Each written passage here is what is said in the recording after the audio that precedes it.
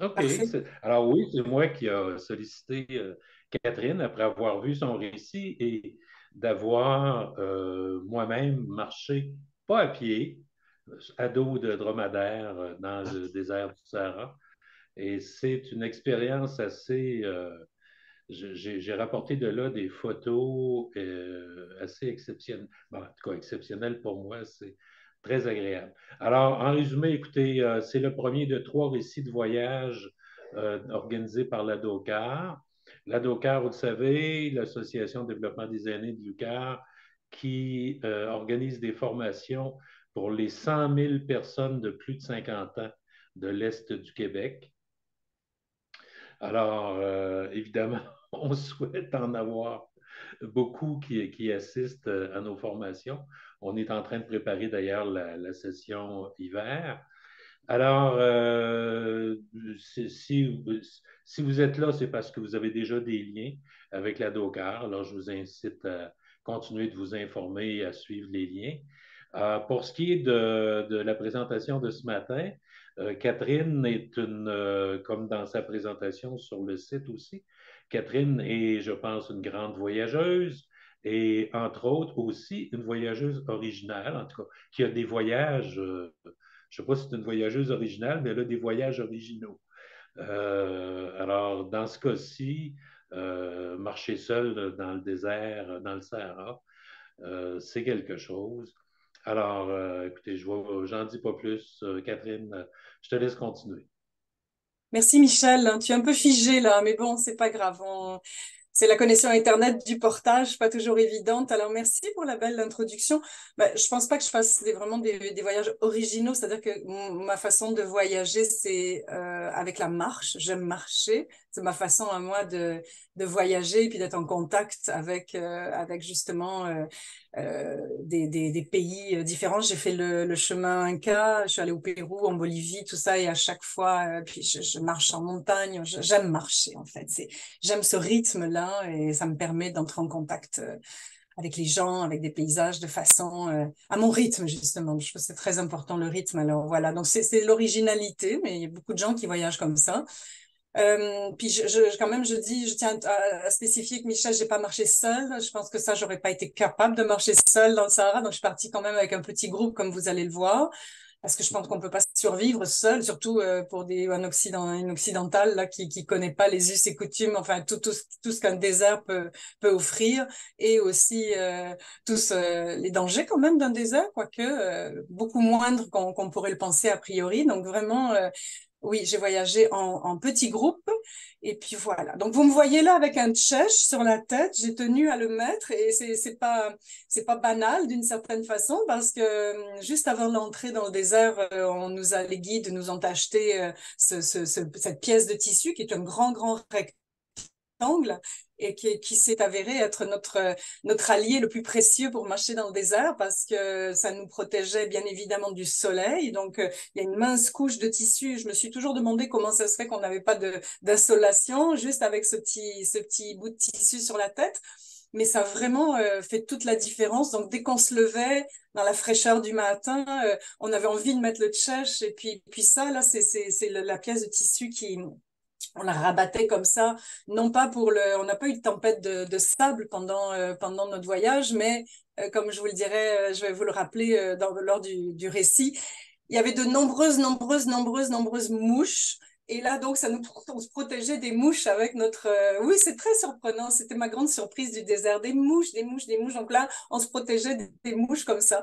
Alors, voilà l'utilité du tchèche. Puis, ça n'a pas été une mince affaire d'apprendre à le nouer. Et notre guide, qui était un homme magnifiquement gentil, Mohamed, il a eu une patience d'ange, nous expliquer comment le mettre sur la tête, tourner, faire le tour de la tête et ensuite coincer le restant du voile de façon à ce que ça fonctionne. Donc ça a été vraiment un bel apprentissage. Alors, si vous me permettez, je vais l'enlever. Je ne sais pas comment mes cheveux vont être dessous, mais ça, c'est pas grave. Et parce que c'est chaud. C'est un peu chaud et ça gratte. Alors voilà. Catherine Sanchez, excusez-moi, parce que là, j'ai coincé des cheveux. Alors voilà. Et donc comme vous le voyez, c'est un long morceau de tissu, là. Voilà. Excusez-moi, hein. Bon. Alors, On va commencer, si vous le voulez bien. Je suis très contente que vous soyez là. Ça me fait plaisir de repartager ce récit-là. Je l'ai fait dans le cadre de mon présentation dans mon petit village à l'hiver dernier. Est-ce que tout le monde est correct? Oui, vous le voyez? Alors, Oui, j'ai utilisé, c'est ça, Ouais. mon voyage dans le désert. Le désert est une destination à laquelle je rêvais depuis fort longtemps. Enfin, j'étais toute jeune femme et déjà, j'avais une attirance pour aller marcher dans le désert. Et ce dont je me suis aperçue en réalité, c'est quand je parlais de ce projet de voyage, c'était très polarisant en fait. C'est oh waouh le désert ou ah non le désert quelle horreur la chaleur donc c'est un voyage qui je pense qu'il y a des gens qui ont un appel pour le désert puis des gens qui n'ont pas du tout un appel pour le désert et ça c'est vraiment quelque chose de très intime. Alors, et là, donc, j'ai eu l'opportunité de partir parce que dans le désert, moi, je suis nouvellement retraitée, enfin, 2021. Et pour aller dans le désert, c'est l'automne ou le printemps. Puis, je suis enseignante ma carrière, ça a été dans l'enseignement. Donc, toujours à l'automne et au printemps, ben, je travaillais. Donc, je pouvais pas partir dans le désert. Là, arrivé à la retraite, je dis, waouh. Et à un moment donné, donc, j'ai reçu une annonce, de l'agence Spiritour, je ne veux pas faire de pub, mais voilà, Spiritour, et marcher en silence. Et dès que j'ai vu ça, marcher en silence, je me suis dit, ah, ça c'est pour toi, ça c'est pour moi. Parce que je voulais pas que mon voyage dans le désert se fasse en 4x4. Je voulais pas qu'il se fasse non plus avec une clientèle en mal de performance. Je voulais pas, c'est pas pour moi un défi là, physique et psychologique. Je voulais habiter le désert. Pour moi, le désert, ça voulait dire le silence. Donc, c'est ça, ça a été la chose qui a fait tout de suite. J'ai dit oui, ça c'est pour moi. Et tout de suite, je me suis embarquée dans le projet. Au niveau des questions, Michel, est-ce que ça vient plus tard ou oui, hein, s'il y a des questions. Après, comment on fonctionne en fait, c'est Vous n'importe quel décidez, moment. si vous aimez les prendre au fur et à mesure, vous le faites ou on attend la fin. Là, ça c'est vraiment votre part. Ben, moi, Nous, je ce qu'on peut pourrais, faire, moi, ça m'est égal, je suis à l'aise dans les deux cas. Puis peut-être, Michel, je vous demanderai de gérer. À ce moment-là, s'il y a une petite main qui se lève, ben, vous me faites signe ou puis moi, on peut procéder comme ça. Des fois, au fur et à mesure, ça peut être intéressant aussi d'avoir des questions. parfait. Ben, Monsieur, j'aurais déjà peut-être une question commentaire. Je suis content de vous entendre parler de Spirito, parce que ça aurait été une de mes questions. Puis c'est la première d'accord. fois que je rencontre quelqu'un Hmm. qui a été cliente avec eux. D'accord. Alors, on aura Ouais. peut-être d'autres questions pour aller plus loin avec la philosophie et tout, là, mais Oui, c'est oui, bien, oui. merci. Donc, en tout cas, donc, si vous avez des questions, je vous invite à les poser, puis ça va vraiment me faire plaisir je le fais dans toute simplicité, là, ce récit, là, j'ai pas, j'y vais avec l'élan du cœur. Alors, on continue. Bon, ça marche pas. Peut-être avec la souris en bas d'abord. Quand vous En amenez bas. votre curseur, là, il doit y avoir en bas complètement à gauche. Je pense que les icônes vont peut-être. Ah, super. Bon, en fait, il faut que j'aille avec ma petite roulette. Très bien. OK. Alors, j'ai inclus une citation, enfin, un passage du livre de Eric Emmanuel Schmitt. Alors, non pas le livre je ne sais pas si vous connaissez cet auteur, mais il a écrit un livre, et là, d'ailleurs, je m'excuse, j'ai absolument pas retenu le titre, où il a eu une expérience dans le désert qui a été extrêmement transformatrice pour lui, où il s'est perdu, en fait, vraiment dans le désert la nuit. Et il a eu vraiment une rencontre spirituelle de grand niveau lors de cette expérience. Mais ce que je trouve intéressant dans cette citation-là, c'est la notion quand on part en voyage, puis quand on part dans des lieux qui nous sont complètement inconnus, je trouve qu'il nomme des choses qui, moi, m'interpellent beaucoup lorsque je pars. Donc, il dit pourquoi partir? Et il dit parce que il faut d'abord abandonner son cadre, perdre ses repères, se désenquister de ses habitudes. Et donc, on parle d'une rupture pour lui pour moi, c'est essentiel aussi, qui constitue une hygiène nécessaire.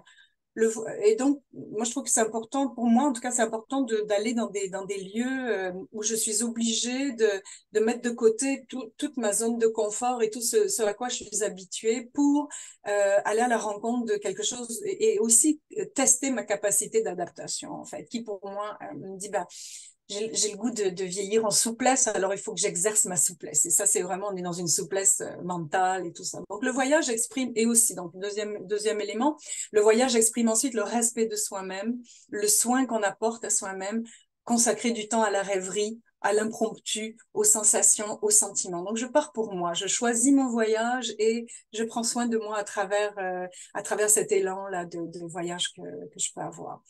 Et enfin, donc, il nous porte à ouvrir les bras, le cœur, l'intellect. On revient un peu aux première idée, à déverrouiller nos préjugés, à assumer notre faiblesse, hein, parce qu'on va à la rencontre de nos fragilités. Comme vous allez le voir, moi, je suis vraiment, il y a quelque chose qui s'est passé pour moi dans le désert, à cultiver notre fragilité. Sans nos failles, hein, comment la lumière passerait-elle? Donc, allons à la rencontre de nos failles et ce genre de voyage nous amène dans nos failles, pour le meilleur, je pense. Donc, le voyage coupe, hein, disperse, et ensuite recentre et aboutit. Pour moi, ces 4 verbes sont extrêmement importants dans le processus du voyage. Alors, c'est ça l'histoire de mon voyage, finalement.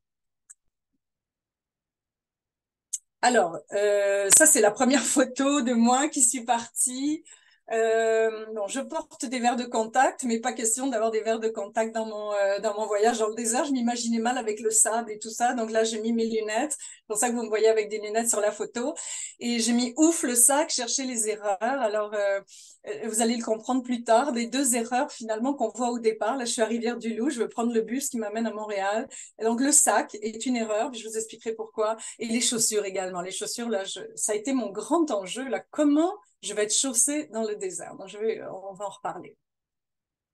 La liste, c'est ce qui nous avait été envoyé donc par Spirito. Puis lorsqu'on la regarde, je ne sais pas si vous la voyez très bien, mais je vais simplement vous mettre mettre de l'avant. Donc, ce qui moi m'a un petit peu surpris, on nous demandait donc un sifflet. Donc on se dit oulala, un sifflet, comment ça se fait qu'il faut amener un sifflet dans le désert? Et puis je me rappelle plus où c'est sur la liste, mais peu importe, probablement dans autre là.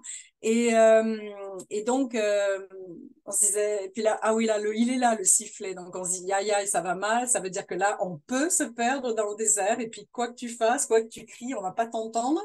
Donc là, t'es mieux d'avoir un sifflet. Alors, autant vous dire que je suis allée acheter un bon sifflet. Je voulais pas vivre ce qu'Éric Emmanuel Schmitt a vécu, même si ça a été transformateur. Non, merci. Et aussi, ce qui nous a un peu qui me surprenait beaucoup aussi, c'était, je sais plus où c'est, il demandait du papier de toilette et un briquet. Je dis, ah, ok, papier de toilette et briquet. Parce que ça aussi, hein, bien sûr, l'enjeu, la toilette et tout, c'est un enjeu dans le désert. Donc, vous allez comprendre plus tard. Alors voilà, le reste, ça, c'était tout à fait cohérent. Alors, le voyage, hein, c'était véritable. Ça aussi, c'est dans la proposition qui nous était faite. Moi, ce qui me plaisait énormément, c'est que c'était vraiment un voyage dans le désert et non pas un voyage au Maroc où on passe une nuit ou 2 dans le désert, comme souvent ça se fait. C'est-à-dire qu'on fait une incursion dans le désert, on rentre dans le désert, on dort une nuit, on ressort. Et moi, c'est pas ça. Moi, en fait, j'étais jamais allée au Maroc. Bien sûr que j'aurais aimé passer 15 jours à Marrakech et tout ça, mais c'était pas ça. C'était vraiment donc Marrakech était le passage obligé. On a passé une nuit, oui. Ensuite, donc on a pris une petite vanette. On était 11 en fait. Vous allez voir le groupe. On est allé jusqu'à Zagora, qui était la ville d'entrée dans le désert, et on a eu 8-9 jours de trek dans les dunes. J'ai mis l'infini parce que le 8 jours ne veut rien dire. Je vous expliquerai. C'est ça, on a complètement perdu le fil du temps des journées lorsque l'on est rentré dans le désert où on nous a demandé de mettre tous nos téléphones, si on avait des montres, dans un sac au fond, un petit sac Ziploc dans le fond de notre sac, et d'oublier. Et moi, en tout cas, je l'ai complètement fait. Je suis rentrée une journée, puis je me rappelais plus le lendemain quelle journée nous étions. Puis on n'avait pas de montre, je savais jamais l'heure qu'il était, tout ça. Donc le 8 jours, j'ai eu l'impression que c'était infini. En fait, on perd complètement la notion du temps. Et c'est ça véritablement que je voulais toucher. Nous sommes sortis à Ouarzazate, donc on est resté une nuit encore. Et ensuite, de Ouarzazate, on a passé une journée dans la vallée des Roses. Moi, je pensais que c'est la rose des sables, mais non, c'est les roses, les rosiers, quoique là, nous, en fait, c'est ça, ça va faire 1 an le mois prochain, là, que je suis partie. Et c'est vraiment les rosiers, vous savez peut-être, mais le Maroc est bien connu pour son eau de rose. Il y a beaucoup de produits de beauté à base d'argan, soit, mais aussi beaucoup de roses. Donc, c'est une vallée où il y a beaucoup de rosiers. Alors voilà quelques images du souk. Hein, lorsqu'on parle d'une ville comme ça dans le Maghreb, ben c'est musulman, il y a des souks. Donc bien sûr, ce qui nous étonne toujours, nous qui venons d'un pays, ben, surtout un pays comme le Québec là, le Canada, les épices, les couleurs, c'est magnifique, quoi. Parce que ces couleurs de terre, tout ça, donc ça c'est plein d'épices. Bon, j'ai peu de photos hein, pour Marrakech parce que bon, mais quand même, il y avait ça, c'était des gens qui qui faisaient de la musique et ça apparemment c'est un homme hein, déguisé en femme, ça c'est vraiment bizarroïde et puis qui fait une sorte de danse du ventre. Ce que j'ai pas pris malheureusement, c'est des photos où il y a beaucoup de serpents, ben, des serpents bien sûr avec des charmeurs de serpents qui jouent de la musique puis les serpents se contorsionnent. Donc là, ben, on regarde, mais bon, moi personnellement, je m'approchais pas trop. Alors on voit aussi ça c'était très sympathique. Et puis moi, ce que j'ai particulièrement aimé, effectivement, c'est la Médina. Donc moi j'appelais le Marrakech la secrète avec toutes ces petits trous, ces petites ruelles. C'est très beau. Et c'est ça, j'ai pas pu m'empêcher, bien sûr, de penser à ces gens-là lors du tremblement de terre, là, comment ça avait dû être difficile, Marrakech, avec les secousses sismiques, là, ça n'a pas dû être évident dans ces petites rues, là, où on a à peine le passage, là, d'une personne. Voilà. Si vous avez des questions, n'hésitez pas. Alors là, vous avez le premier soir de notre arrivée, donc on a passé une journée, on était un peu épuisés, puis à toute fin de la journée, notre guide berbère, Mohamed, nous dit, bah, je voudrais vraiment vous inviter chez moi pour un couscous. Alors on s'est retrouvés en plein décalage horaire quand même, et dans sa maison. Là, c'est sa mère, donc ça c'est Mohamed, et puis on a eu droit donc à un couscous chez lui. Alors on est arrivé dans cette maison. Mohamed quand même donc est guide. Je pense qu'il a quand même un bon niveau de vie. Il a une femme avec deux enfants.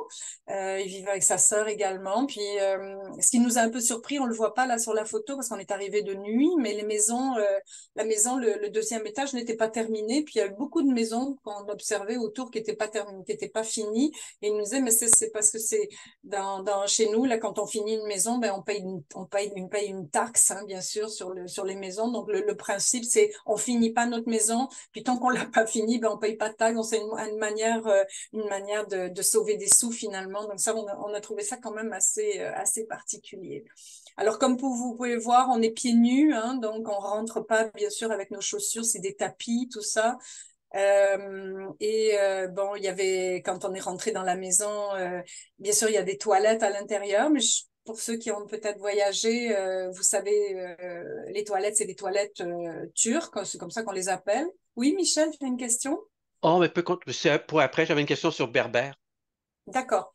Et donc, là, je vois cette personne là qui est dans le groupe, là, Yves, il part aux toilettes et puis il part nu-pied. Puis je lui dis, bah, tu sais, il y a des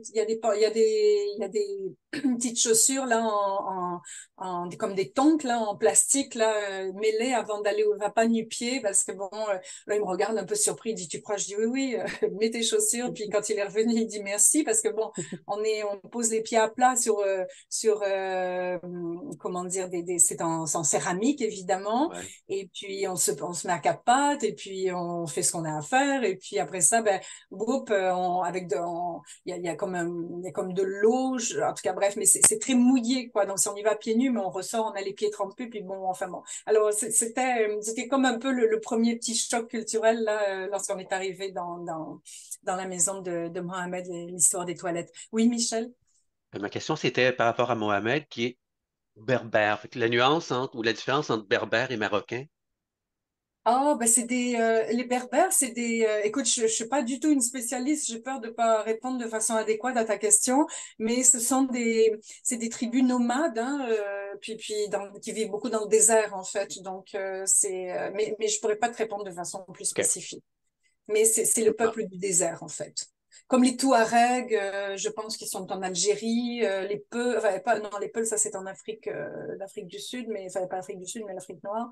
Mais c'est des peuples à l'origine nomades, hein, donc voilà, Parfait. Ben, merci. peuple du désert. Mais sous toute réserve, et puis il faudrait aller lire plus, vraiment, On a adoré nos guides berbères, véritablement. Et ça, c'est notre guide français. Pour le coup, il était vraiment français, en fait, et basé à Montréal et qui travaillait pour Spirito.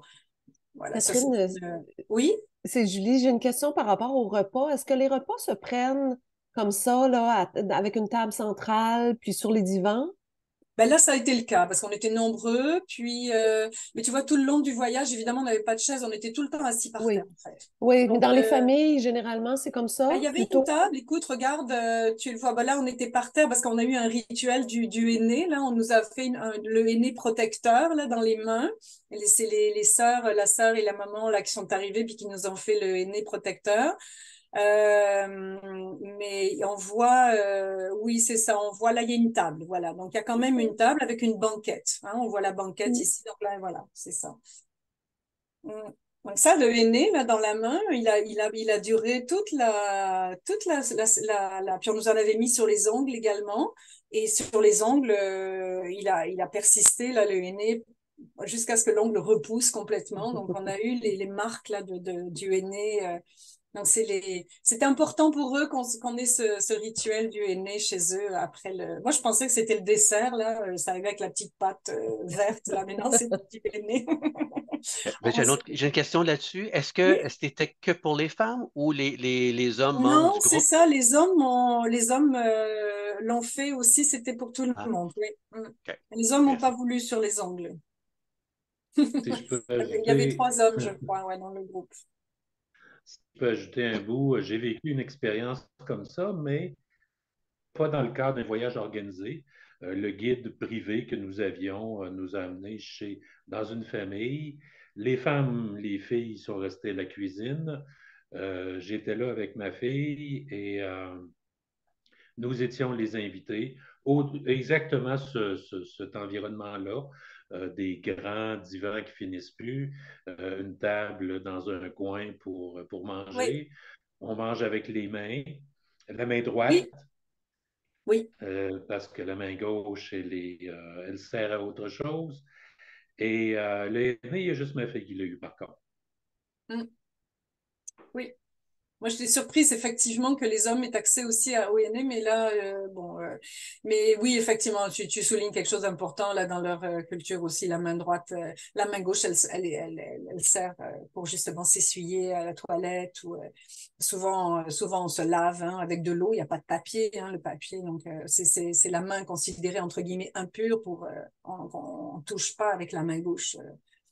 Donc ça, c'est très, très important. Et on mange effectivement avec les doigts, donc on prend et tout ça. Oui, oui, ça a été.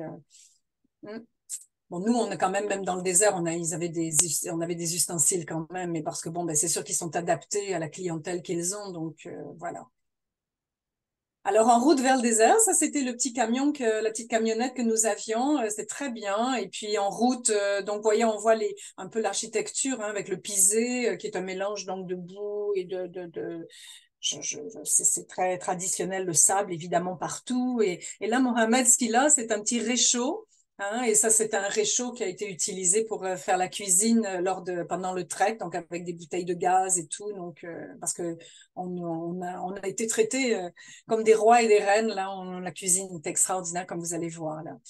Alors voilà, donc sur le chemin en direction de Zagora, on s'est arrêté dans une petite auberge pour manger le midi. Donc ça, c'était très très très très chouette. Alors, vous voyez partout hein, des tagines. Hein, donc ça c'est, en fait, ça a été ça a été notre nourriture tout le long. Hein, on a mangé des tagines tout le temps, délicieuses d'ailleurs.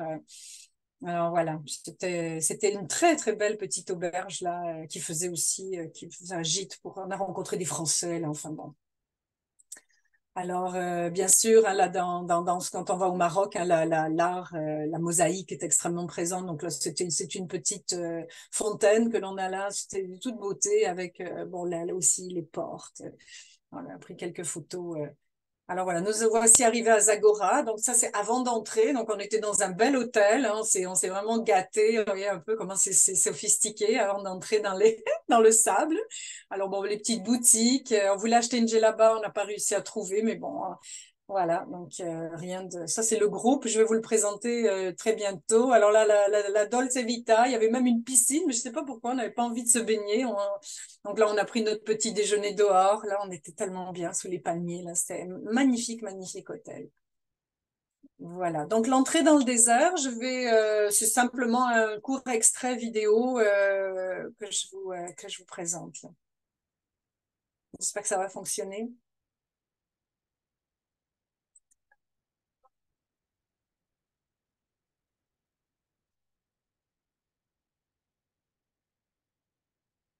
Donc, on a tous nos tchèches sur la tête, là. Mohamed vient de passer un temps infini à essayer. C'est lui qui les a fait, d'ailleurs. Bon, vous voyez, c'est tout court, hein, il n'y a pas grand-chose, mais c'est ça, on est tous là, c'est plat. Là, on vient de rencontrer les dromadaires, en fait. C'est-à-dire qu'on sent bien, là, on se retourne et puis on voit bien que la petite camionnette s'en va, puis on reste avec les dromadaires.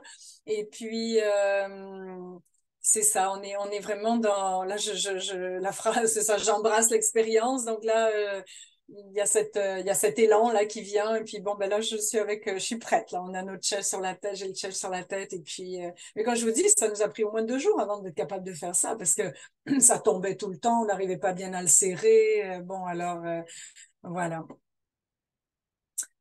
Voilà. Donc, notre groupe de 11, voici. Donc, c'était quand même un petit groupe. Là, on voit notre guide Pierre qui est là, donc voilà. Puis ensuite, voilà. On est tous des gens de 60 ans et plus quand même, donc ça c'est rassurant aussi parce on savait bien qu'on serait à peu près au même niveau là en termes d'énergie puis tout ça.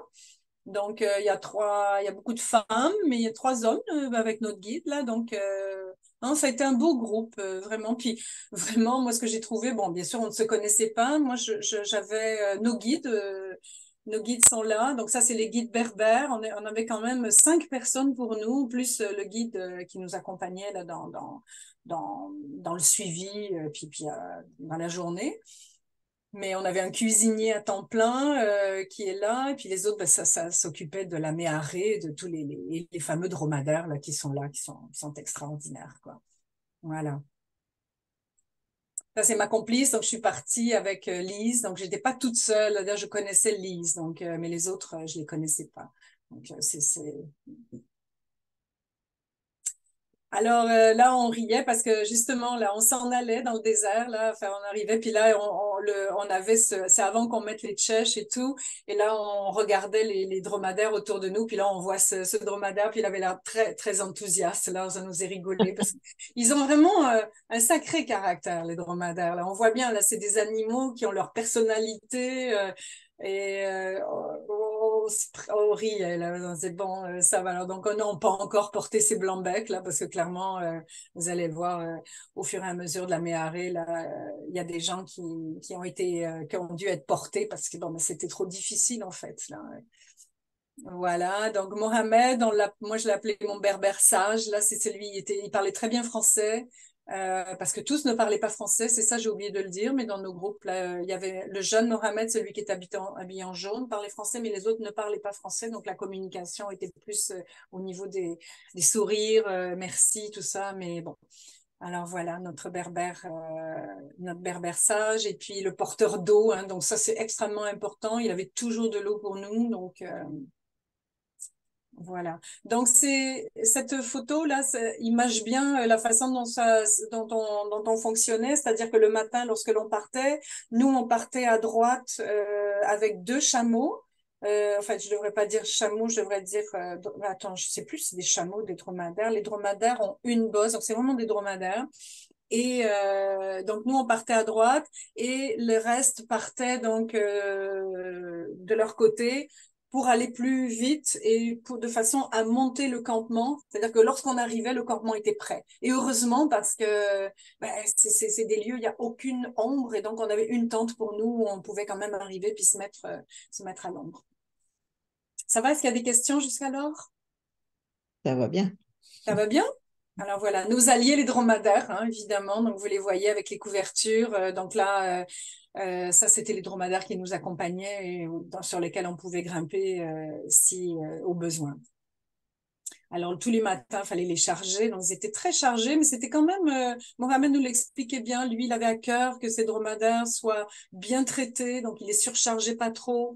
On voyait là, il s'en occupait très, très bien, très, très bien de leur dromadaire.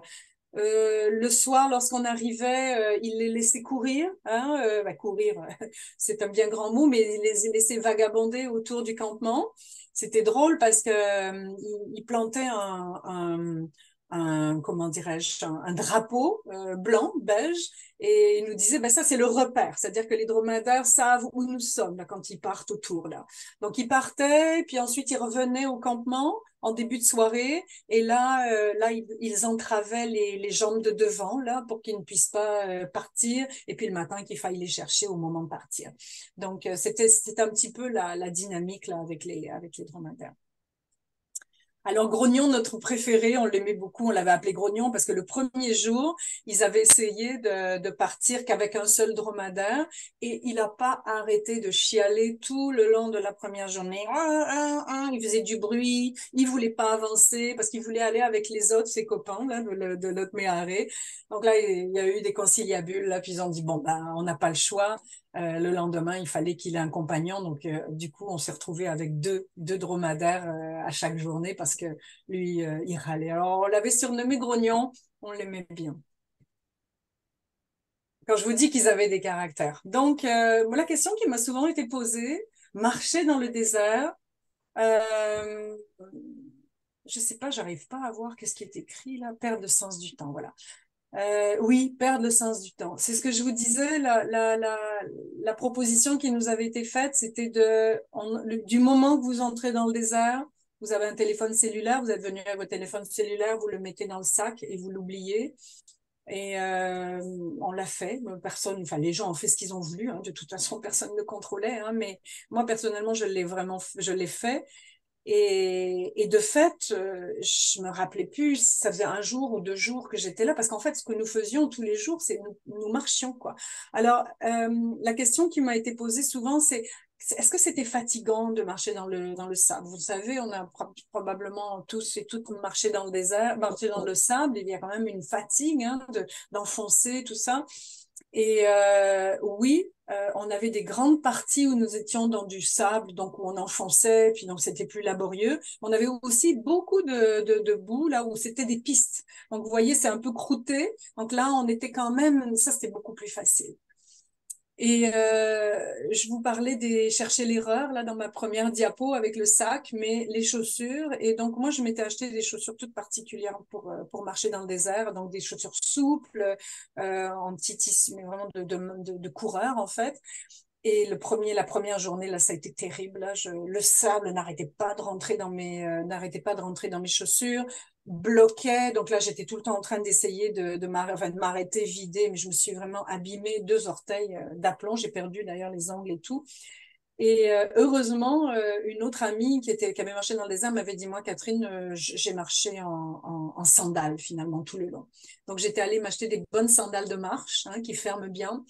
Et dès le lendemain, je n'ai marché qu'avec mes sandales. Donc, le sable rentrait, sortait, rentrait, sortait, rentrait, sortait. Donc, ça a été formidable. J'ai eu aucun problème. Et notre guide français, lui, marchait beaucoup pieds nus. Et j'avoue que moi, je marche beaucoup pieds nus l'été aussi. Puis, j'aurais pu marcher pieds nus, mais pas dans les heures chaudes, évidemment, là, mais à la fraîcheur du matin, ça aurait pu être possible. Mais voilà, donc ça a été quand même un sens. Alors nous marchions un peu en file, c'était très libre, on pouvait se parler évidemment, il n'y avait pas de, mais on a marché beaucoup en silence. Alors on est vraiment, on se laissait habiter par le désert. C'est une expérience hors temps, unique, je dirais. Je ne sais pas s'il n'y a pas beaucoup de mots pour décrire ça. On est dans une solitude, mais en même temps, c'est habité. Hein, le désert, et je sais pas, il y a rien, puis on dirait que c'est plein en même temps. Comme c'est plein, c'est vide et c'est plein à la fois. C'est extraordinaire. Marcher en silence sur la piste, seul. Hein, on aimait aussi de temps en temps l'être. Ça, c'est notre guide là qui marchait tout seul. On a croisé hein, une personne qui était seule aussi, mais avec un guide aussi berbère. On a croisé un groupe une fois aussi. Alors, vous voyez, la végétation, hein, il n'y a pas grand-chose, hein, on n'a pas beaucoup d'arbres, hein, il y en a de temps en temps, on va voir. Là par exemple, voilà, c'était une pause. Donc, dès qu'il y avait des petits buissons comme ça, là, ça, c'était l'ombre qui nous était permise, là, l'ombre rare. Alors, ce que Mohamed nous proposait, c'était, bon, bien sûr, toujours de l'eau. On avait notre gourde dans notre petit sac à dos. En fait, on avait un petit sac à dos de jour. On avait des oranges magnifiques, des dattes, des cacahuètes, ils donnaient beaucoup de peanuts aussi. Et j'ai mis les mouches parce que il faut passer outre, hein. Ils nous présentaient les dattes, là, et puis il y avait plein de mouches sur les dattes, hein. Donc, on prenait les dattes et on les mangeait, mais on essayait de pas manger les mouches avec, là. Mais c'était pas des mouches, c'était des mouches, des petites mouches, là. C'était pas des mouches vertes, là, dégoûtantes, là, qui donnent plein de maladies, là. C'était pas ça. D'ailleurs, on n'a pas été malade, donc, mais quand même, je me dis, waouh, toutes ces mouches, là. Et ça a été vraiment ma grande, grande, grande surprise, parce que là, on est dans le désert. Et dès l'instant où oui, Denise, je vois que tu lèves la main. Il y avait des mouches, on se dit d'où elles sortent ces mouches. C'est vraiment, bref. Il y a une question? Oui, j'ai une question de gourmande. Je me demande si le goût des oranges, des dattes que vous avez là, dans le désert, qui ont été récoltées pas loin sûrement, Tout à fait. c'est différent de nos oranges et nos dattes ici. Bien Le- sûr. Ben oui. Les oranges avaient un goût incroyable, quoi. En fait, même pas bah oui, bien sûr, le même goût qu'une orange, mais quand même, non, non, un goût, je sais pas. Est-ce que c'était D'abord, plus c'est des sucré? fruits naturels, en fait, il y a pas de, sont pas traités, rien du tout. Donc, il y a toujours des fois dans l'orange un petit arrière-goût, hein, quand même, mais là, non, un goût sucré, un goût, ouais. Elles sont beaucoup plus petites, hein, des petites oranges, un peu vertes aussi, c'est pas orange, là, ouais, mais alors, extrêmement juteuses aussi. Et les dates très souples, très fraîches, c'est délicieux. Et même les cacahuètes, hein, c'est super bonne aussi, hein, vraiment, un goût, oui, oui. En fait, je dirais un goût plus prononcé que les goûts auxquels on est habitué quand on mange ces choses-là. Les mouches aussi étaient pas mal bonnes. Non, non, non. Mais quand même, je tiens à souligner parce que moi, j'aurais aimé savoir qu'il y avait autant de mouches. Je sais pas, moi, ça aurait fait aucune différence, mais quand même, c'était. Et quand je vous ai montré le tchèche au début de la présentation, là où, heureusement, moi, souvent, je me disais, heureusement qu'on a ce petit voilage là pour se protéger, parce que c'est quand même un peu tannant quand même. Mais bon, un peu d'ombre dans le bonheur, là on se repose. Et puis bon, bah, bien sûr, hein, la question qui m'est souvent posée aussi, bon, et comment ça se passe pour les toilettes? Bah oui, c'est sûr qu'il n'y avait pas de toilettes sèches, hein, dans ces toilettes en plein air. Là, bon alors, on était 11, on n'était pas si nombreux, puis on était dans le respect évidemment des uns et des autres. Donc quand il y en a un ou une qui s'éloignait, bah, on laissait la personne revenir avant nous-mêmes partir, parce que bon, il n'y a pas c'est plat, il n'y a pas beaucoup de. Donc, mais il y a toujours des petits renflements, il y a toujours des petits trucs où on arrive quand même à avoir un peu d'intimité malgré tout. Alors, voilà. Alors là, je parle de grognon plus coopératif. Donc là, il a même laissé quelqu'un monter sur son dos. Donc moi, j'ai fait un peu de dromadaire aussi, pas beaucoup, parce que en fait, l'erreur que j'ai commise, c'est que je me disais, oh ben, je vais y aller plus dans les dernières journées. Mais dans les dernières journées, ben, il y a eu quand même des gens qui ont été plus affectés, à la fois par la chaleur, d'autres qui ont été affectés aussi au niveau intestinal. Moi, j'ai eu aussi une journée où c'était plus difficile. Donc, au moment où moi j'aurais pu y aller, bah, finalement, il y avait des gens qui étaient plus mal en point que moi, donc j'ai dû laisser ma place, bien évidemment. Là. Donc j'ai fait un peu de dromadaire, mais pas comme j'aurais peut-être aimé. C'est quand même impressionnant, impressionnant. Là, on avait, bah, ça, c'est un collègue, ami, enfin une personne qui était là, il me faisait rire et c'est Pierre, puis je lui disais, tu me fais penser au Dupont, là, parce que je sais pas pourquoi, il avait toujours une chemise. Je dis, mais quoi, c'est des chemises empesées ou quoi? Et c'était toujours un peu comme tiré à quatre épingles. On est dans le désert. Puis, je sais pas, il avait son petit, et lui, il aimait pas le tchèche. Donc, il mettait son petit tilet. Puis, je disais, tu me fais penser au Dupont, là. Alors, on a tellement ri avec cette personne parce qu'on était tous les deux des fanatiques de bande dessinée. Donc, on se faisait des quiz, là. Il me disait, oh, dans quel album retrouve-t-on, machin chouette? Alors, bref, on a eu beaucoup de plaisir. Moi, je trouvais que dans ces voyages-là, j'ai retrouvé beaucoup mon cœur d'enfant, en fait. Il y avait quelque chose, il y avait une liberté, là.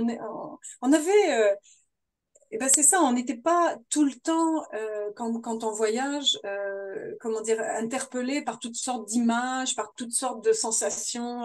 C'était quand même quelque chose dans la répétition, on aurait dit que chaque jour était un rituel aussi, puis le même rituel que tranquillement, pas vite, on apprivoisait. Donc, on était dans une nature très sauvage et à la fois, de plus en plus, on se sentait à l'aise. Donc, moi, j'avais des envies de gambader, en fait. Vous savez, quand on est enfant, qu'on gambade, tu sais, il y a quelque chose de l'ordre de la liberté.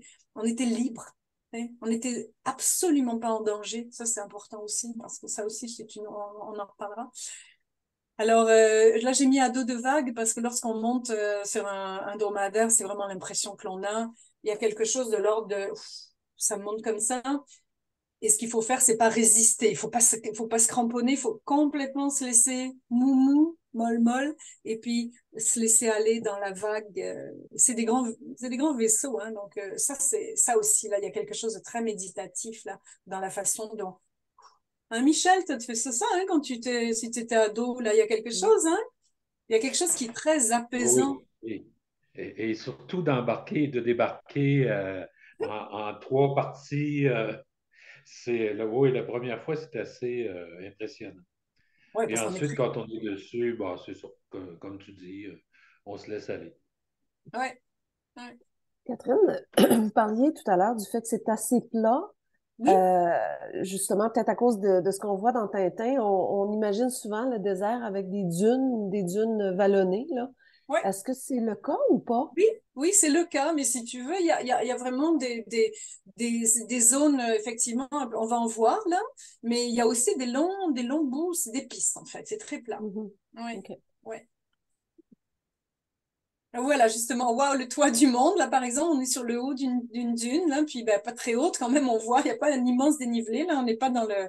C'était très différent de mon voyage au Pérou, là, dont je parlais, là. Mais quand même, il y a des dunes, oui, oui, on est. Puis, vous voyez ici, par exemple, ça, c'est une zone de campement, donc vous voyez les dunes ici, là. Alors, ça, c'est ça. Notre campement, on arrive, et puis ça, c'est la tente des guides berbères, où tout se passe là. Pour eux, je pense qu'ils dorment là. Ben, je n'ai jamais été voir, parce que, bon, bien sûr, on respecte hein, leur intimité, tout ça, mais c'est là que la cuisine se faisait, hein, parce que ça aussi, la cuisine, comment tu fais quand tu pars 8-9 jours dans le désert? Donc, au début, on a mangé de la viande, évidemment, dans les tagines, puis tranquillement, pas vite, ben, pas de viande, donc beaucoup des légumineuses. Il y avait aussi, on a mangé beaucoup de maquereaux en boîte, là, qui étaient absolument délicieux. Là, juste ça, c'est une question de gourmande. Là, il y avait vraiment, quand on voit nos conserves ici versus ce qu'on a mangé, on se dit, mon Dieu, qu'est-ce qu'on aime ça, c'est délicieux. Il y avait beaucoup d'œufs aussi. Il avait amené énormément de crêtes d'œufs. Là, il y avait, je sais pas combien. Donc, les œufs aussi se conservent quand même assez bien. Il faisait chaud. On était au mois de novembre, mais je ne sais pas si vous vous souvenez l'année dernière, au mois de novembre, mais il y avait quand même une chaleur qui était inhabituelle un petit peu partout et notamment dans le désert. Donc, il faisait plus chaud que d'habitude à cette époque-là de l'année. Donc, je vais continuer. Voilà. Donc, là, le campement, on le voit. Donc, moi, je suis grimpée. Là, on me voit là, ici, en ombre, grimpée sur une dune. Qui va être ma chambre en fait. Et puis là, on voit bien la tente des Berbères avec donc les sacs là qu'on a mis là, et puis les sacs et puis tout ce qui. Et puis ça, c'est notre tente. Hein, donc ça, c'est la tente qui nous est montée. Elle est faite je sais pas si on la voit, elle est là. Elle est faite de gros tissus là, de laine, de attends, je sais pas de quoi elle est faite, mais d'animaux, bien sûr, qu'on retrouve là-bas. Donc, c'était très rustique. C'est juste des bouts de bois comme ça.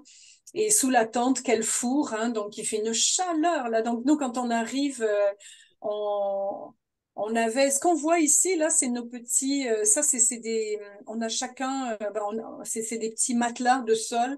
Donc, on est toujours assis dessus lorsque l'on mange, lorsqu'on arrive de parce qu'on marche en fait du matin aux petites heures de l'après-midi. Et on a marché en moyenne à peu près 5-6 heures par jour, mais des fois on a marché 3-4 heures. Et il fait très chaud. Là, j'ai mon amie Lise, elle a eu une ou deux fois des coups de chaleur. Là, c'était extrêmement difficile pour elle. Donc on est allongé, là, on n'en peut plus, quoi. Voilà, c'est ça. On s'installe, la chaleur diminue, le corps s'apaise et là on est plus en mode on peut de nouveau moi ce que j'ai trouvé c'est lorsqu'on arrivait de notre méharé de notre marche on s'allongeait. Moi, j'avais l'impression que j'avais mon corps là qui était à 450. Là. J'avais l'impression que mon corps était un four. Et là, donc, on s'allongeait, on se reposait en fait. Et puis tranquillement, pas vite, on sentait véritablement que la chaleur diminuait dans le corps. Et donc le corps s'apaise et puis bon ben là la chaleur diminue avec le soir et tout ça. Le soleil quand même, ben, je sais pas à quelle heure il se couchait parce qu'on n'avait pas l'heure, mais on avait quand même une bonne, on avait quand même quelques heures là où on pouvait se promener tout autour se promener, marcher un peu, pas trop parce qu'on était crevés, mais s'asseoir, profiter, placoter, voilà, manger. Donc c'est ça, mon ramène nous faisait le thé à la menthe, hein, donc on avait toujours ce fameux thé à la menthe qui était délicieux là, un peu sucré, puis on s'est vraiment régalé quoi. Voilà. Donc là, on a Lise là qui est pas Elise, mais je sais plus, on me rappelle plus de tous les prénoms, mais c'est ça, on écrivait. Enfin, chacun vaquait à ses occupations. Et ça, ce petit matelas, c'est le matelas qu'on utilisait pour dormir la nuit.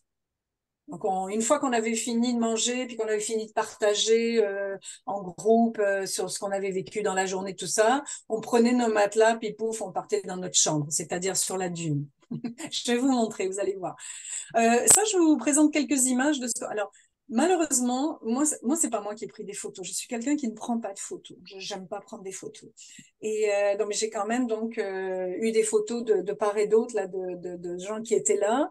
Mais bizarrement, il y avait pas de photos de ce que nous mangions. Donc, j'ai trouvé sur Google là des tas de photos de gens qui ont fait des treks. Et c'était exactement ce qu'on nous servait. Donc, on arrivait avec ça. C'était le plat de salade. Alors, vous imaginez, hein, on nous sur notre grosse tente et là on nous sert des salades comme ça. Moi j'en revenais pas et c'était aussi raffiné que ça. C'était magnifique et c'était délicieux.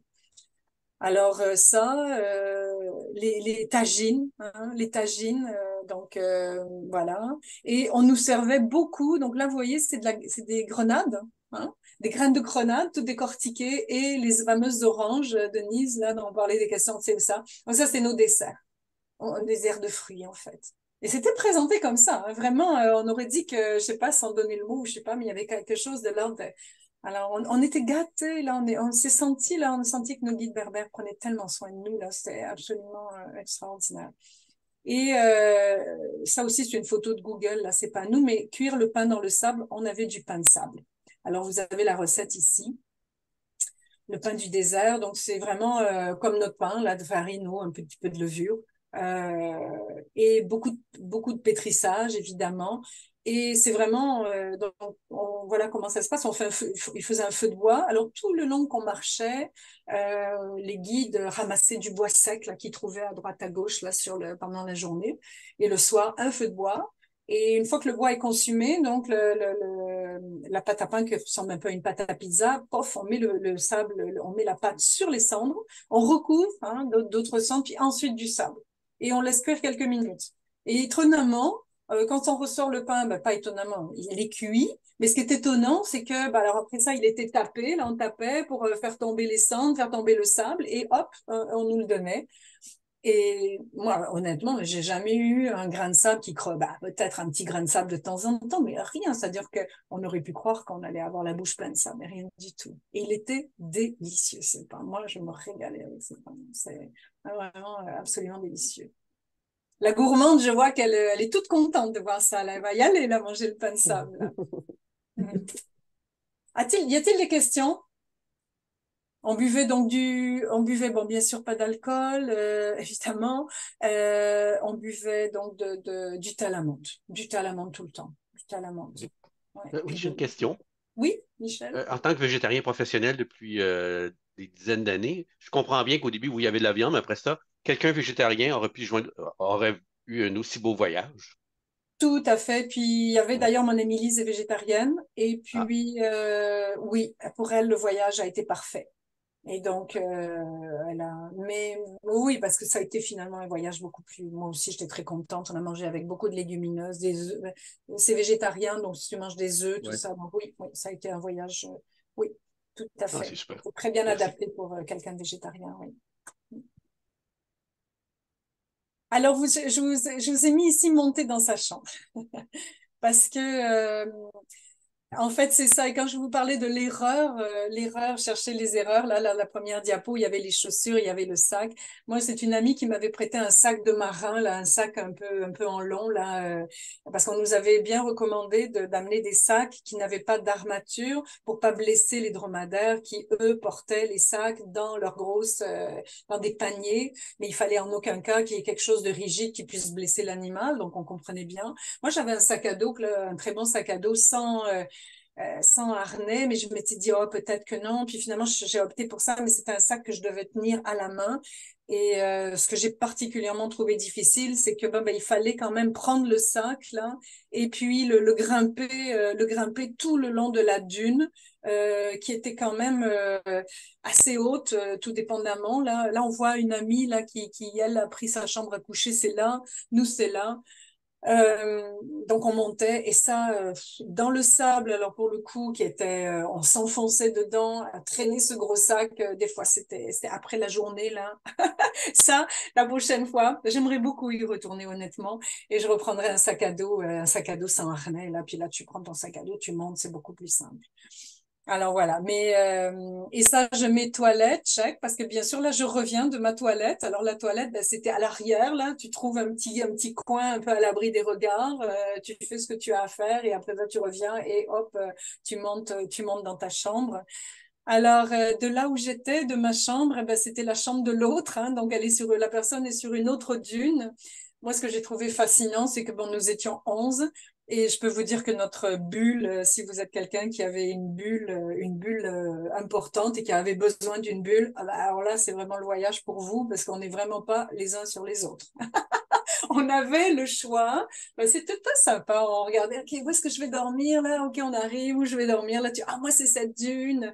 Bon, moi, je dormais quand même à côté de Lise. Ça va être un enjeu dont je vais parler parce que je vous parle de mon expérience aussi. Pour moi, c'était un grand enjeu de dormir à la belle étoile.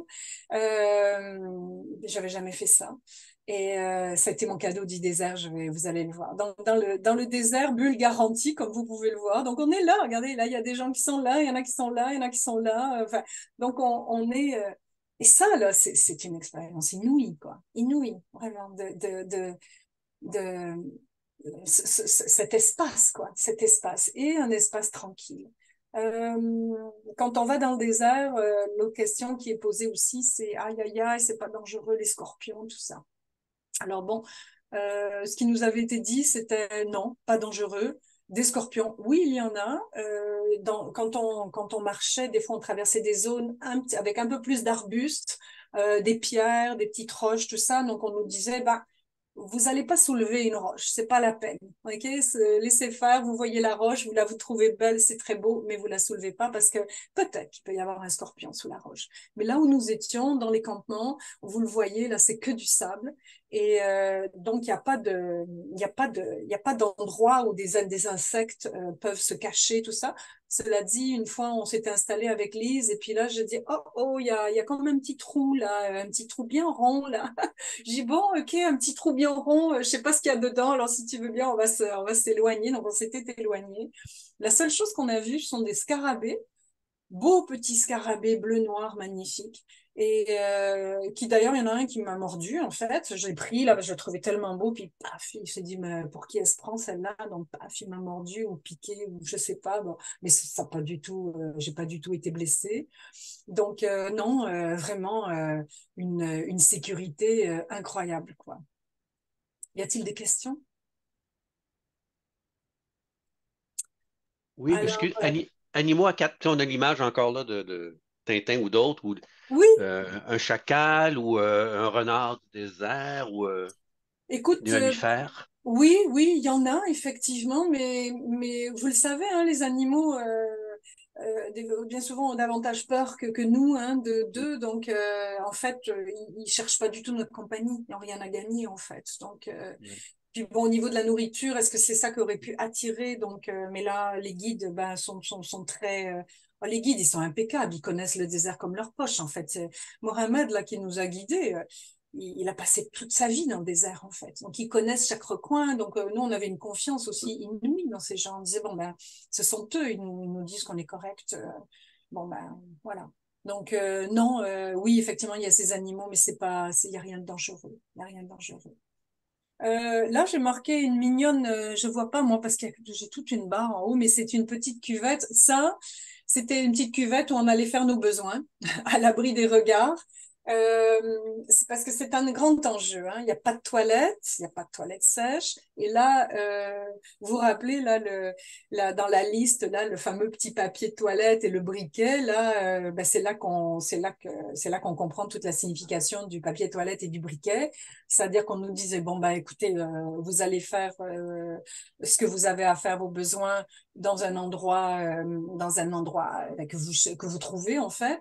Et, bon, bah, bien sûr, vous vous essuyez. Et ensuite, vous ne laissez pas le papier sur place, vous brûlez votre papier. Donc, en fait, c'était ça la tactique, hein. Donc, on s'essuyait. Et ça aussi, je m'excuse des détails. Je sais pas, j'espère que c'est pas trop scatologique, mon affaire, là, mais pour le numéro 2, bah, moi, ce qui était absolument incroyable, c'est que, ben, bien sûr, ça attire les mouches, quoi. Mais puis là, pour le coup, c'est des mouches vertes, quoi. Alors là, je dis, mais c'est pas possible. Alors, moi, c'est toutes sortes de choses, là, auxquelles on ne pense pas. Puis c'est tellement incroyable. Donc, moi, j'avais ma tactique, là, pour éviter quand même d'être en contact avec ces mouches-là. Mais ça, c'était un incontournable. On pouvait rien faire, là.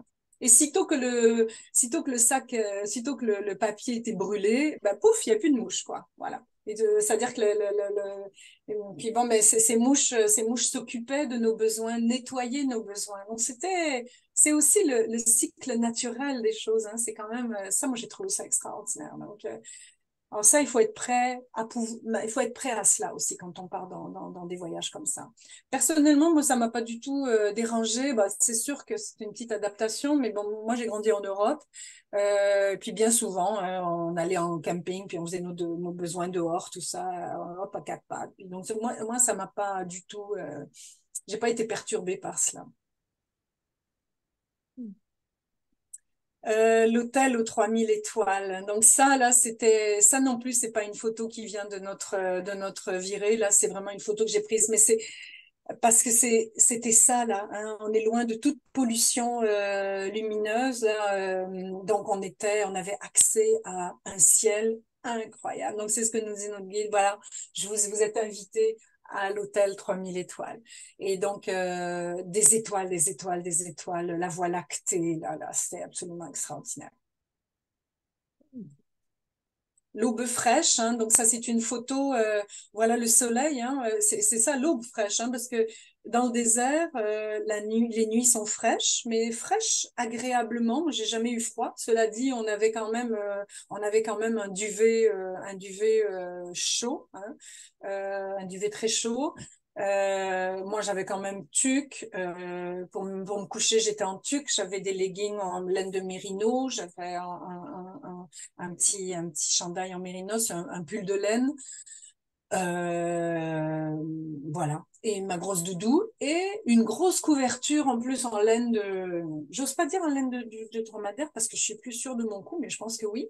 Et donc, eh ben, je supportais tout ça quand même, hein. Donc, ça veut dire que c'était quand même assez frais la nuit. J'avais des gants et une tuque. Et voilà, et je dormais. Alors là, le petit souffle du désert frais, là, et ça, je crois que, ben, pas je crois, c'est ce qui nous permettait, je pense, de passer à travers nos journées très chaudes le lendemain. Parce on faisait, notre corps se régénérait pendant la nuit dans cette fraîcheur. Parce que honnêtement, je pense que si on avait eu des nuits à 30 degrés, ça aurait été très difficile de passer à travers nos journées le lendemain. Alors, il faisait frais quand on se réveillait. Là, il faisait très frais. On ne pouvait pas tout de suite enlever nos trucs, mais pouf, la chaleur venait quand même très rapidement. Donc, on s'habillait, on se faisait une petite toilette extra rudimentaire avec des petites lingettes, hein, pas de douche, rien. Donc là, aussi, pendant 10 jours, on se lave avec des petites lingettes. Ça, étonnamment, on a remarqué, c'est qu'on n'avait pas d'odeur corporelle dérangeante. Peut-être parce qu'on buvait pas de café. L'histoire, c'est une supposition. On transpirait assez peu, c'est une chaleur qui est sèche, donc c'était pas nos vêtements sentaient pas mauvais, on n'a jamais été incommodé par des odeurs corporelles envahissantes, du tout, du tout. Donc ça a été aussi une belle surprise. Oui, Est-ce que vous utilisiez des lingettes oui. et vous deviez les détruire? Alors, on les détruisait, on les gardait dans un sac et puis on les mettait dans le feu du soir. Ah, OK. Voilà. On avait amené des petits sacs en papier, donc on avait notre petit sac poubelle, tu sais, quand tu te mouches, tout ça. Parce que, donc, on avait un petit sac en papier et qu'on mettait dans le feu du soir. Voilà. Donc, c'était zéro déchet. La chaleur s'en vient, hein, dès que ça montait, là, c'était. Ouais. Moi, c'est la critique que je ferais de ce voyage-là avec notre guide français, parce que bon, ben, c'est le Spirit Tour. Il y a une philosophie, Michel. Tu disais, c'est quoi la philosophie? Bon, ben, c'est sûr que Spirit Tour, comme son nom l'indique, hein, il y a quand même un aspect spirituel, mais bon, dans le respect, bien sûr, des croyances de tout un chacun. Là, on fait pas du prosélytisme ni quoi que ce soit. Mais quand même, il y avait une intention de cheminement personnel, ressourcement, tout ça. Pour moi, c'était un petit peu. Il y a des éléments dont je me serais passée, mais et surtout le matin, on faisait après le déjeuner un cercle de parole et où chacun parlait, bon ben c'est quoi, comment il se sentait le matin avant de partir, tout ça. Et personnellement, moi je trouvais puis je lui ai dit, je dis écoute, on part trop tard quoi. Donc on partait très tard, on partait trop tard le soir, ce qui nous amenait à marcher dans des heures trop chaudes. Pour avoir déjà fait des expériences de trek où on se levait avant le lever du jour et on se préparait, on partait dans l'aube naissante au frais pour justement ne pas avoir à marcher dans ces heures-là. Là, je trouvais que la personne, en tout cas, moi, et d'ailleurs, il y a des gens qui sont pas sentis très très bien parce qu'on marchait trop dans des heures trop chaudes. Donc c'est la critique que je ferais par rapport à ce trek-là. Le chant des voyelles. Ça, c'était magnifique. On avait une femme qui était dans notre groupe et qui avait amené un exercice, hein, plutôt un petit rituel qui était magnifique. On faisait le chant des voyelles, on chantait. Donc ça, c'est dans la lumière du soir. C'est un retour de journée et on s'asseyait puis on était tous ensemble comme ça sur une dune face à l'immensité du désert et bon ben, comme le nom l'indique, on chantait des voyelles, il y avait une intention pour chaque voyelle, tout ça. Ça c'était vraiment des beaux moments. C'est le genre d'activité qu'on pouvait faire là quand on rentrait. Et ben, ça, alors vous voyez très bien notre campement dans notre tente. Et puis ben, Mohamed, là, ben, c'est ça, c'est sa prière du soir. C'était très beau, là, de le voir là, sur les dunes, dans son habit bleu, toute la présence à sa prière. C'est un homme, vraiment, c'est des belles images que l'on garde là, de ces voyages. Alors, je vais continuer avec mon désert et le cadeau inattendu, c'est-à-dire que quand on part en voyage, ben dans ce genre de voyage, je vous ai parlé de Eric Emmanuel Schmidt qui, lui, a eu un voyage transformateur lorsqu'il s'est perdu dans le désert la nuit.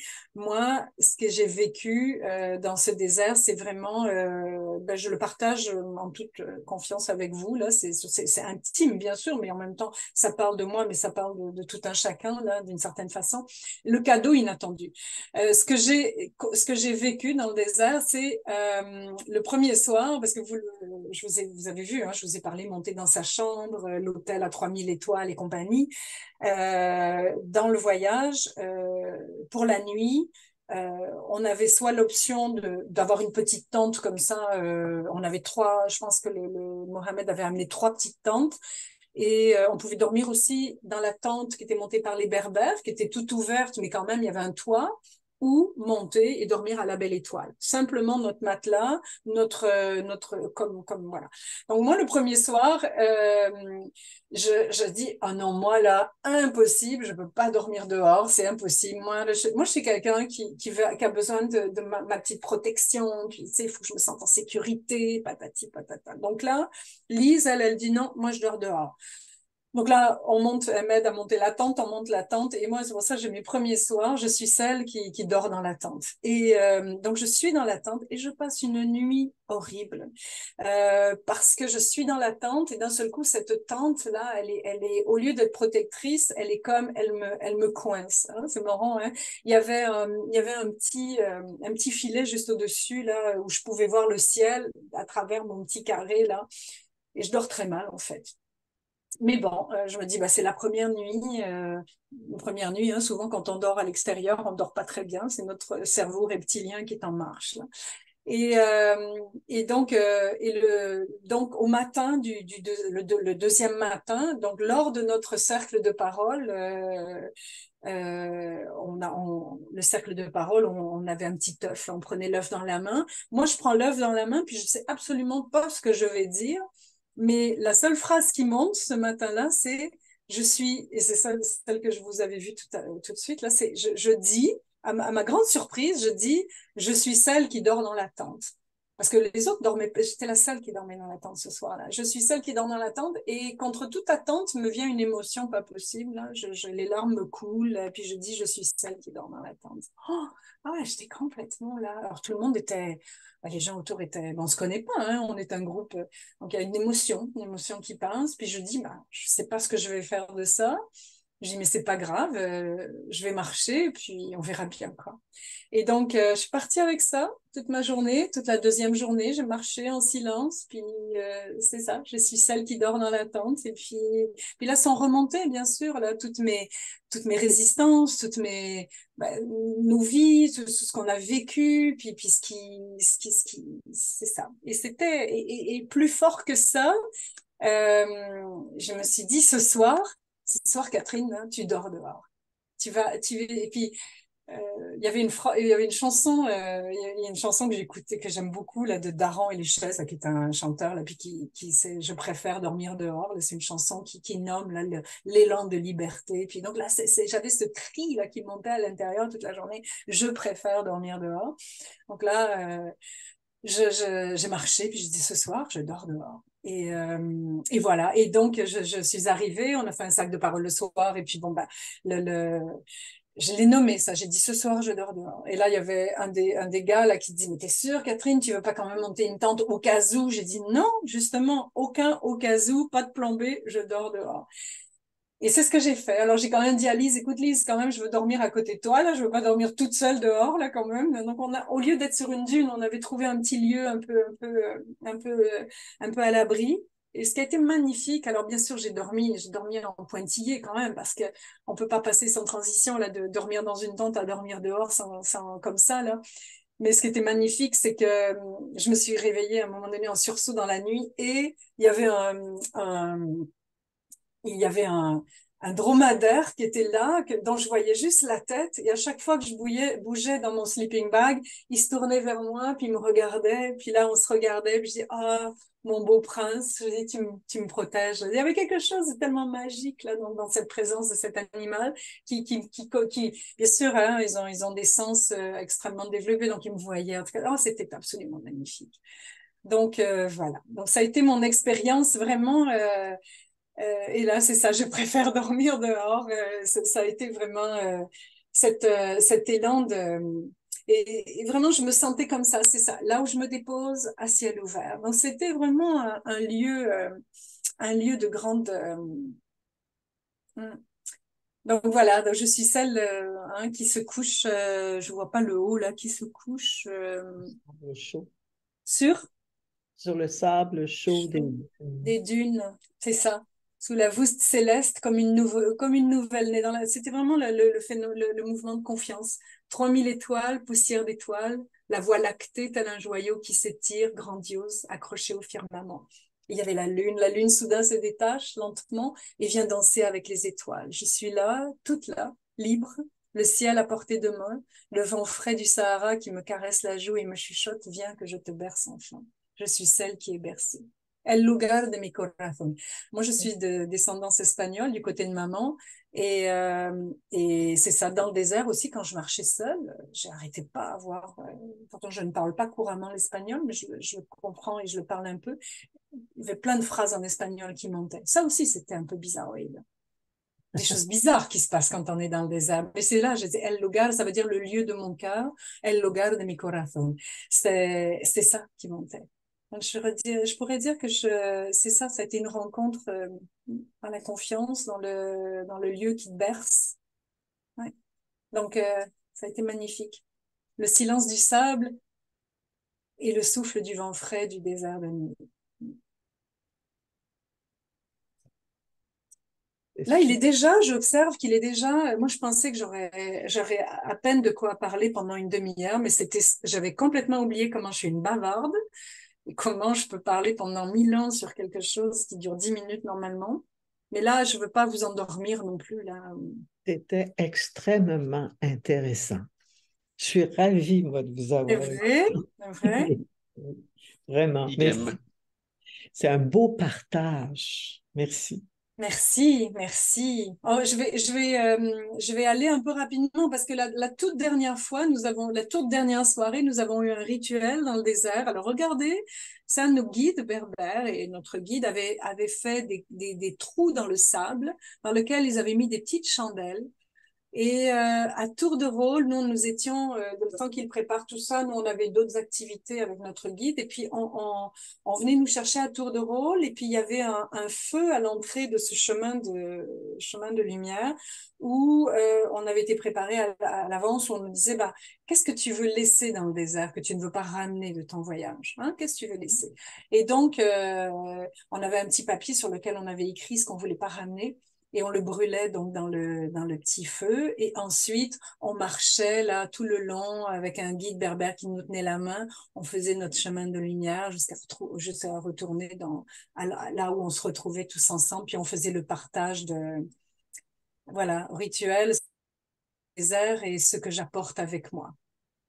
Donc là, on brûlait ce qu'on voulait pas ramener. Et, euh, et voilà. Alors, j'ai juste regardez, on a vu un petit spectacle de musique aussi. Regardez, Le, avec nos bidons d'eau, et le plateau sur lequel il nous sert la nourriture. C'était très sympa, ça. On dansait autour, là. Hmm.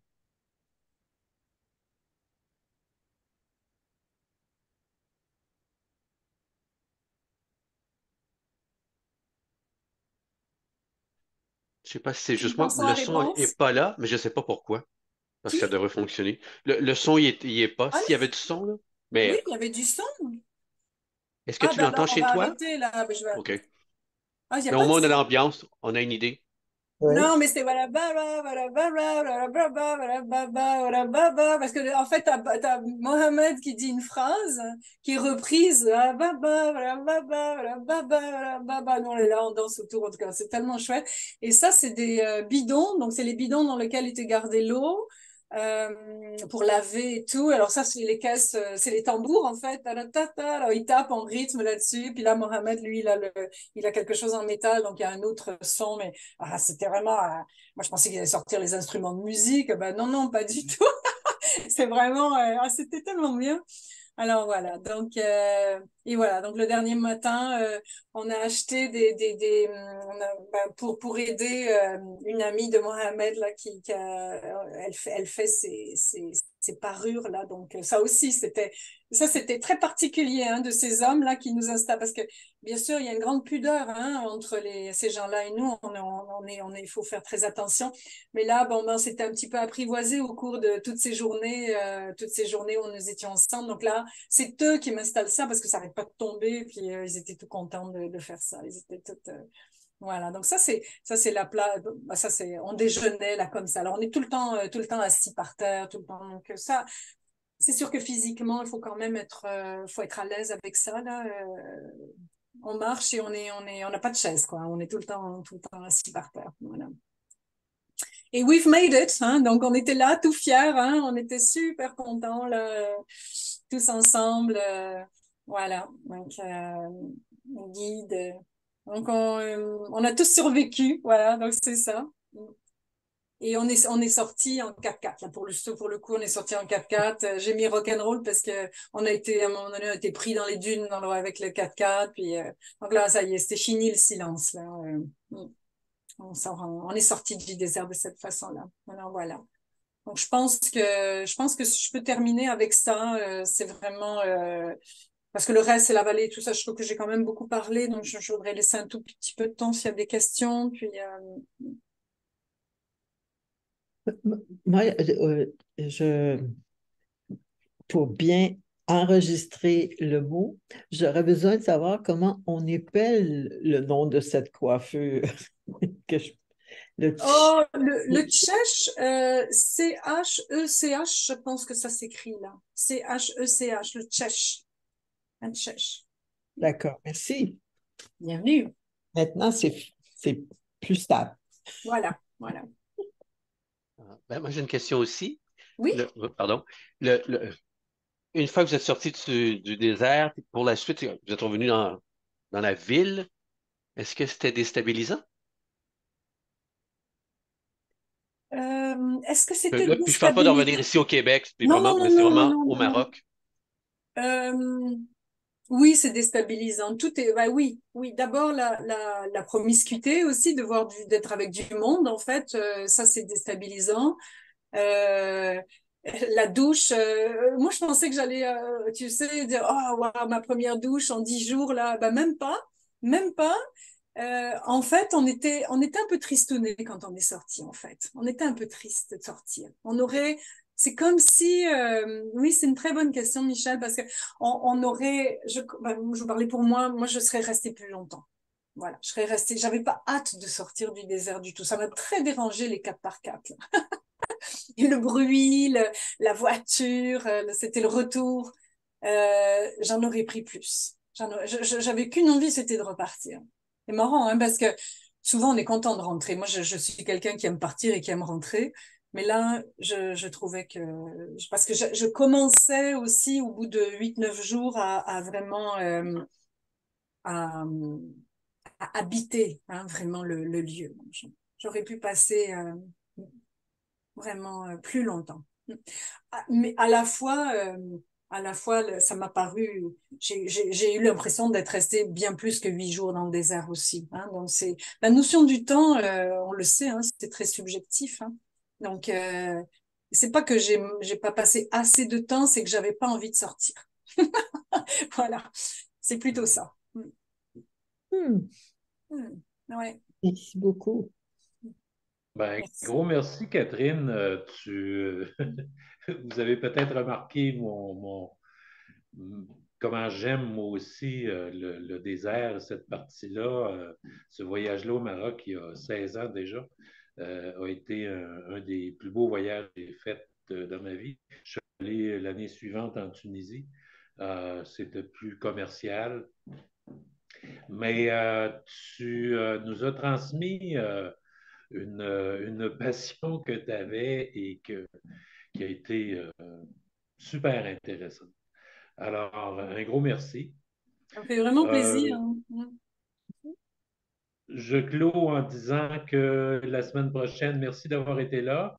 La semaine prochaine, Guyana, un petit pays du nord de l'Amérique du Sud. Si je me rappelle bien, c'est le seul pays anglophone d'Amérique du Sud. Et dans 2 semaines, on termine avec l'Andalousie et Barcelone. Alors, vous êtes les bienvenus. On se retrouve avec plaisir et un gros merci, Catherine. Ça m'a vraiment fait plaisir. J'espère que Ah, vous avez...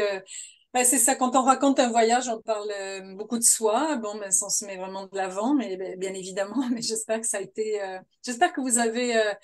il y a des choses que vous avez... ben, tu sais, que vous avez retenues, enfin, dans le sens pour vous, là, en tant que... Oui, oui, Oui. ah ouais, ouais. merci Ah beaucoup. oui, tout à fait. Puis, Merci beaucoup, Catherine. C'était très intéressant d'entendre parler de votre histoire et ça donne le goût aussi d'en savoir davantage sur le désert, sur les Berbères. Alors, Oui, ça pique la curiosité. oui, tant mieux, Mm, tant mieux. merci. Bonne Sur une journée. note, voyons, simplement technique, c'est ça. Les gens qui n'ont pas pu se joindre aujourd'hui, peu importe, vont avoir l'enregistrement, mais Oui, comme j'ai garanti que ça ne se diffuse pas plus que ça. je fais confiance. De toute façon, ça va. Mais oui, oui, je fais tout à fait Ah, mais confiance. c'était tellement chouette comme conférence. Bonne Merci, journée. merci.